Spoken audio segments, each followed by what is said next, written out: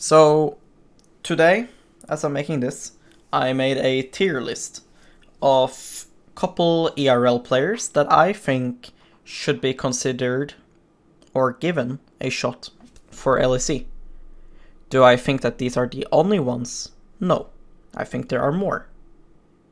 But I'm not going to put everyone, and I'm not going to recommend people that I don't know a lot about. These are people I am really confident in, and that I think is really good. So, every time you make this tier list, you have people mentioning where is X, where is Y, where is Z. And I said, for Saken, the reason why I don't want him on my list is because I think he has poor fundamental knowledge of matchups and laning phase, lack of adaptations to different things happening in game. Then I mentioned now thinking about making a video. I've got a lot of people that are in the ERL scene that wants me to make this video to try to compare what Saken is doing wrong and why it's bad. And yeah, maybe we get to see what some LEC players will do that are good. None of this is to flame anyone. I'm not saying that Saken is bad. I think he's a fine mid laner. But I think mid lane is a hard competition. I think he's okay. I don't think it's bad. Can he go LEC? Yeah, he probably can.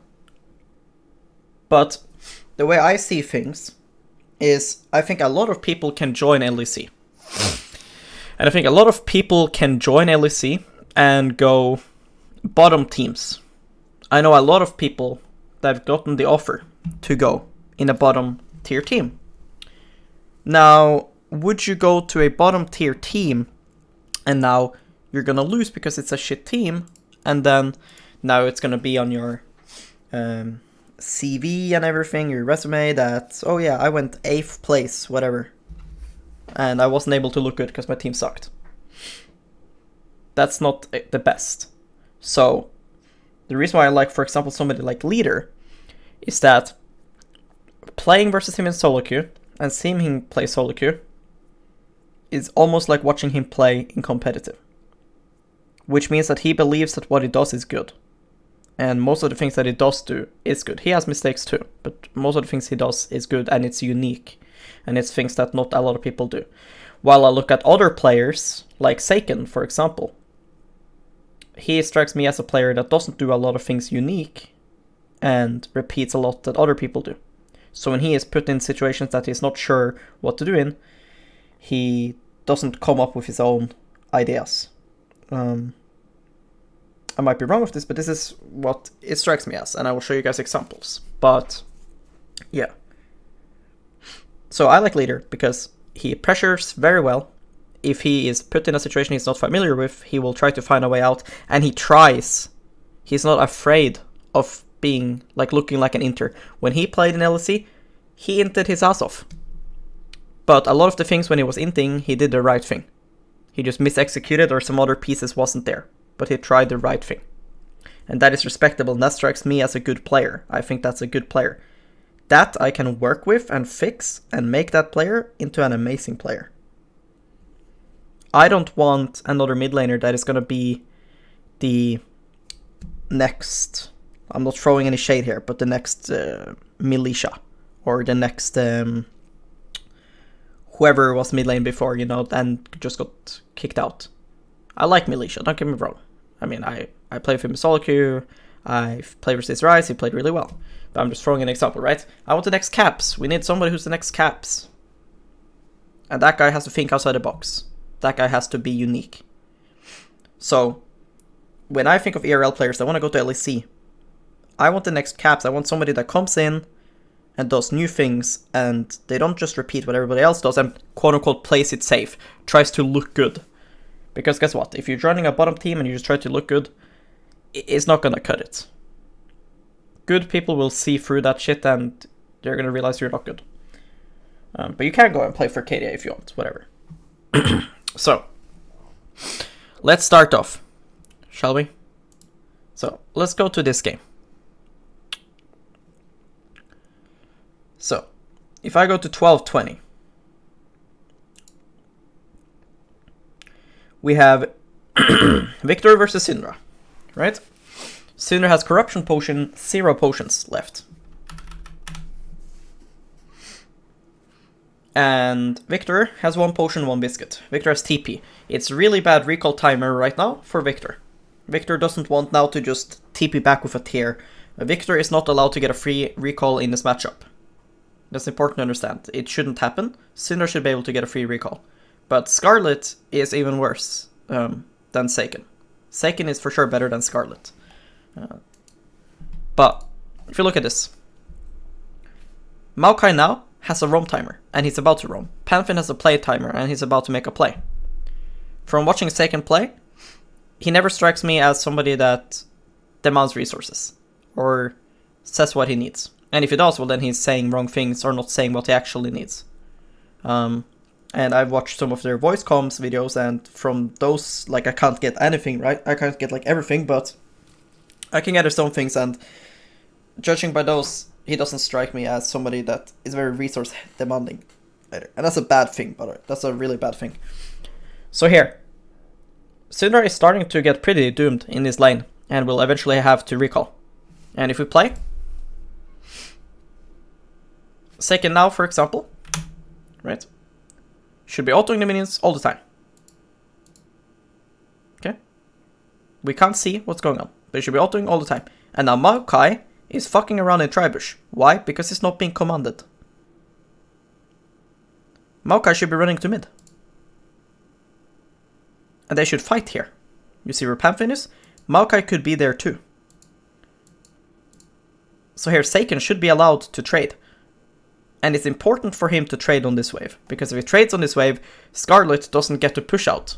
If Scarlet doesn't get to push out, he doesn't get to move into river for free. You will see what ends up happening because of this. Saken gets pushed off the wave because he has no cover. Panfin and Maokai tries to cheat the crab without getting mid prio first. They can never do that. So, I'm not saying that doing what I said would get the mid prio. It probably wouldn't. But it would at least make Saken's lane better. If Scarlet is forced to burn more mana, he can't lane. Look his situation now. He has no potions. If they can chunk Syndra, that's good too. But Saken isn't allowed to trade, because he doesn't have cover.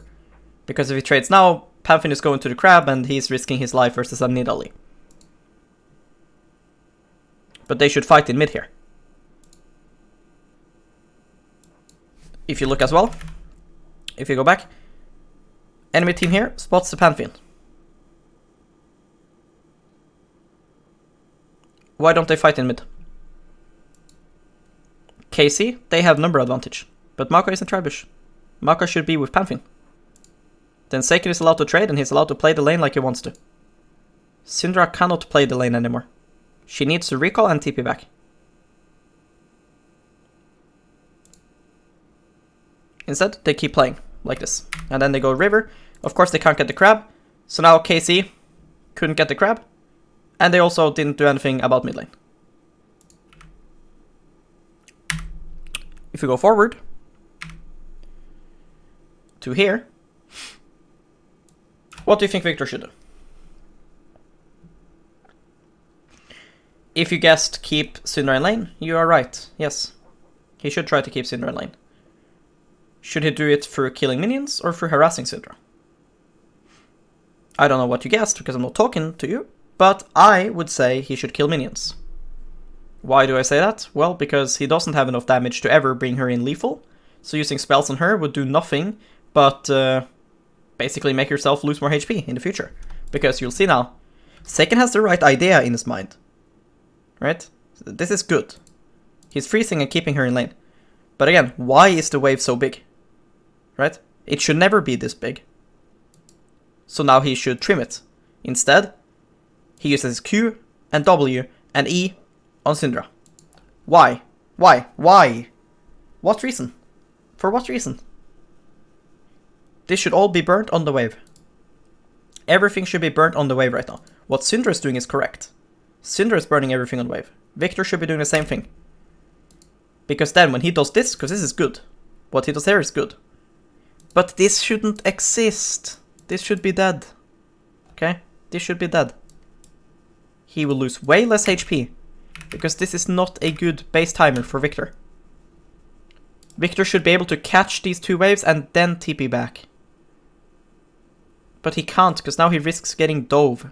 But he should never be this low. But he's not able to identify these things. So he would always have to TP. Like I said earlier, don't get me wrong. Syndra forces Victor to decide in this lane. Victor should always have to TP back versus a Syndra. But it's when he TPs. He should never be this low. But he's having to tank 100 minions. And that's bad. Now, these might sound like really small things, right? And this might sound like things that are happening one game or one game here, and it doesn't happen often. This happens a lot. This happened when he was playing in LEC as well. Now, is it completely game losing? No, of course not. But it is pretty bad. Especially when it comes to the other mistakes that it does as well. So, is that it? No. We are moving on. Alright, let's talk more about communication. Let's go to this one. These are just random games that I just found, by the way. Like, it took me 15 minutes of just finding some random games. So, if I go to here. Now, another thing, don't get me wrong, Saken is in not the best matchups. Like, this matchup as well isn't the greatest for Syndra. It's fine, it's playable. But it's not the greatest. Again, it's up to Lucian in this lane. Does that mean he should be doomed? No. So, if I'm Syndra here, I'm thinking to myself, fuck, how am I ever gonna get a recall off versus Lucian? Right? But the Lucian has Ignite. That's great for me. Okay. But again, Saken, like I mentioned in my tweet, is not able to adapt to different things happening in the game.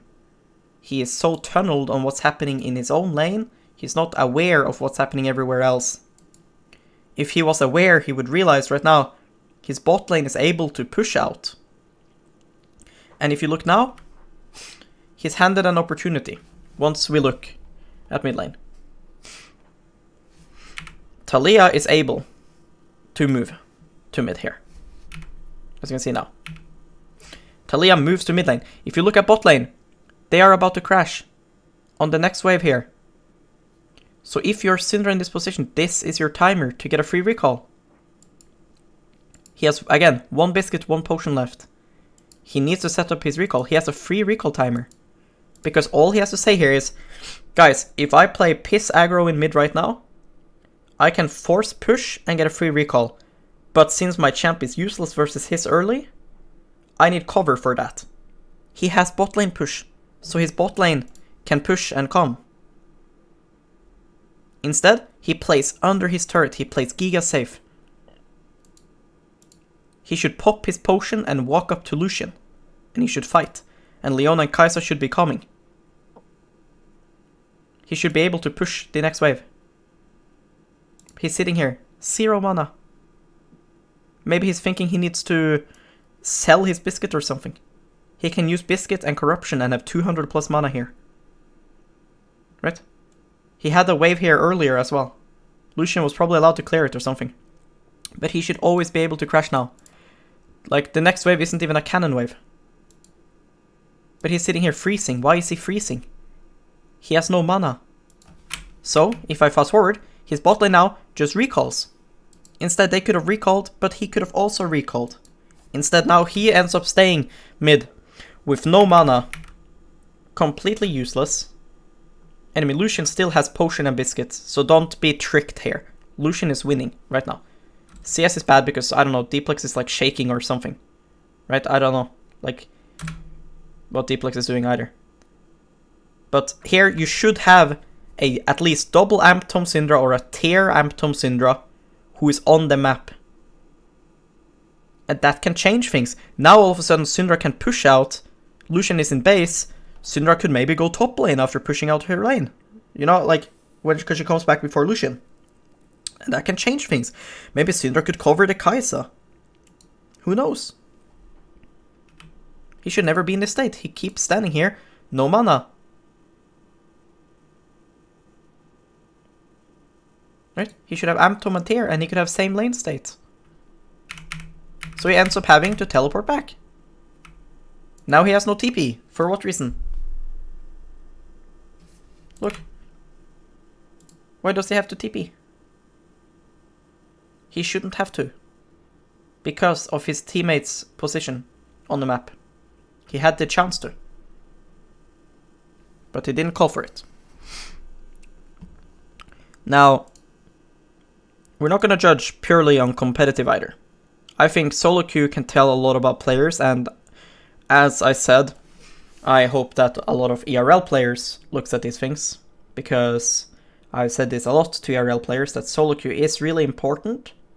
The ranking isn't as important anymore. I'm not gonna lie, we all know it's delusional to say that being rank 1 now is the same as being rank 1 3 years ago. It's not. Solo queue is for sure a bit fucked up right now. We can all agree with that. But still, the player you are in solo queue does reflect a bit on how you are in competitive. And there are habits that comes from solo queue that transforms into competitive.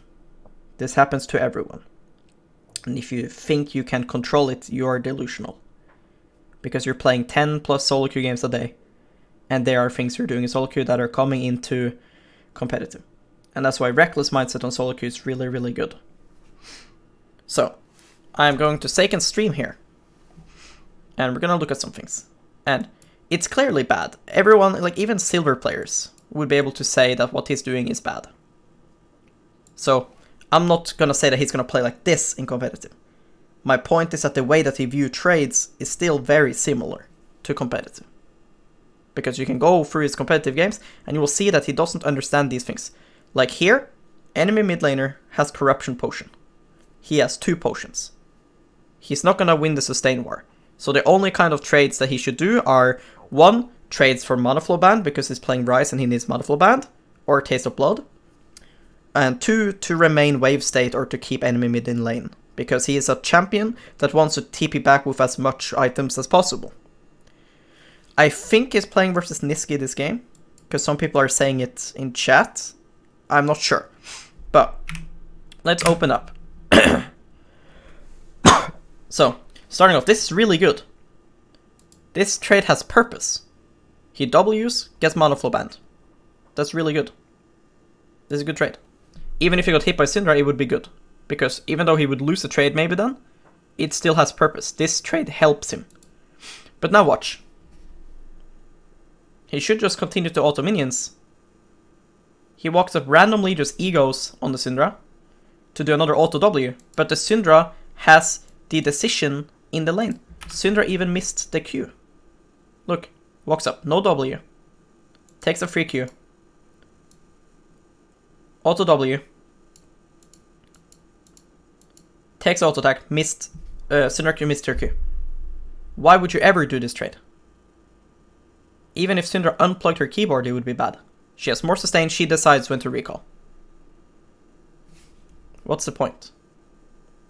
When he's clearly trading at wrong times in competitive, he should make sure he doesn't do it wrong in solo queue. I don't care if Caps does this. Okay? Because of course this is trolling. And I said at the start as well, I don't think that Saken would do this to this degree in a competitive game. Of course he wouldn't. He's better than that. But he does do it to some degree. The lane is like pretty much unplayable now. Because if I go forward, here he should be dove. Here, Syndra can just dive him. He should just be diveable now. With jungle or support or anyone, fucking Teemo can come. And Ryze just gets dove here. And now Syndra can also recall if she doesn't want to dive. And then Ryze can't even bounce the way back because he has no potions. So has to TP back with a mana crystal. That's not ideal. He would want Magic Mantle and Mana Crystal on his TP. So it's horrible. He's diveable. And I don't have the time to spend 6 hours going through all the solo queue VODs of everyone that I missed, like for example Reeker or Sertus. Like Sertus is also really good. He's like a mini leader. These are good players. But I'm showing here some examples of things that worry me about these players, because these are very fundamental things that they are lacking. It's very, very fundamental things.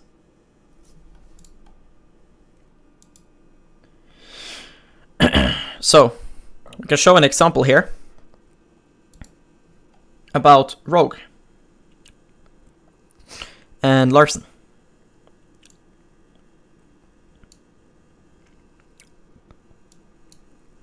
So,